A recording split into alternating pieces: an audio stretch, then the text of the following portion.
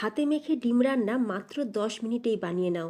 আর এই রান্নাটা শীত থাকতে থাকতে কিন্তু করে নিতে হবে, কারণ শীত চলে গেলে এই রান্নাটা কিন্তু তোমরা সকলেই মিস করবে। গরম ধোঁয়া ওঠা ভাতের সাথে ডিমের এই রেসিপি থাকলে আর কোনো কথাই হবে না। প্রথমে এখানে 6টা ডিমকে সিদ্ধ করে তারপরে অর্ধেক করে টুকরো করে নিয়েছি। এরই সাথে দুটো আলুকে সরু সরু করে কেটে নিয়েছি, পেঁয়াজ দুটোকে সেটাকেও সরু সরু করে কেটে নিয়েছি, একটা টমেটো সেটাকে কেটে নিয়েছি, দুটো চেরা কাঁচা লঙ্কা আর দুটো চপ করে নিয়েছি কাঁচা লঙ্কা। এরপর সব কিছু সবজি আমরা অন্য একটা বোলের মধ্যে নিয়ে নিলাম। এর সাথে নিয়ে নিচ্ছি আমার অল টাইম ফেভারিট ধনেপাতা। দিয়ে দেবো এখানে আদা গ্রেট করে নেওয়া আর 2 কোয়া রসুন গ্রেট করে নিয়েছি।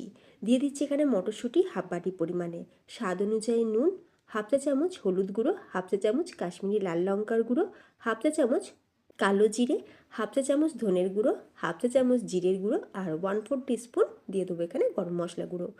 এবার দিয়ে দিচ্ছি পাতিলেবু রস, দারুণ একটা চটপটা টেস্ট। সব কিছুকে ভালো করে মেখে নিয়েছি আর 1 কাপ পরিমাণে জলও দিয়ে দিয়েছি। তারপর সেই মাখাটা আমরা একটা ডেচকির মধ্যে নিয়ে দিলাম, এতেই আমরা পুরো রান্নাটা করব। ওপর থেকে কাঁচা সর্ষের তেল, চেরা কাঁচা লঙ্কা আর ধনেপাতা ছড়িয়ে দিয়ে ডেচকিটা আমরা বসিয়ে দিলাম গ্যাসের উপরে।